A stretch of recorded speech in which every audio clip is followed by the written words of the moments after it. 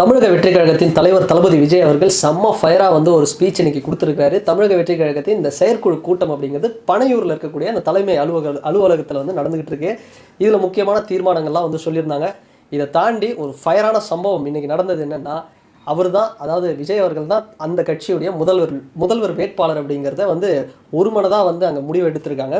So இதை தாண்டி இன்னும் சில இன்ட்ரெஸ்டிங்கான விஷயம்னா, அந்த பரந்தூர் விமான நிலையம் விஷயத்தை ரொம்பவே ஒரு ஆவேசமாக வந்து சொல்லியிருக்கிறாரு. அதாவது விவசாய நிலங்களை பாதிக்கப்பட்டு அந்த இடத்துல 1500 குடும்பங்கள் வந்து பாதிப்படைகிறாங்க. ஸோ விவசாய நிலத்தை அழிச்சிட்டு அங்கே வந்து ஏர்போர்ட் வரக்கூடாது.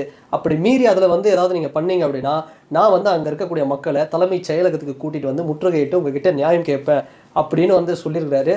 அது மட்டும் இல்லாமல் இந்த விவகாரத்தில் ஒரு ஹைலைட்டான பாயிண்ட் நம்ம பார்க்கணும். என்ன அப்படின்னா, சமீபத்தில் இங்கே வந்த விமான போக்குவரத்து துறை அமைச்சரே வந்து பார்த்தோம்னா, ஒன்றிய அமைச்சர் என்ன சொன்னார்னா, இந்த பிளானுக்கு வந்து ஆக்சுவலாக பர்மிஷன் கொடுத்ததே டிஎம்கே தான். ஸோ அதனால் டிஎம்கே தான் இதுக்கு வந்து பர்மிஷன் கொடுத்துருக்காங்க, எதிர்க்கிற மாதிரி எதிர்த்துட்டு பர்மிஷனும் கொடுத்துருக்காங்க அப்படிங்கிற மாதிரி ஒரு விஷயத்தை வந்து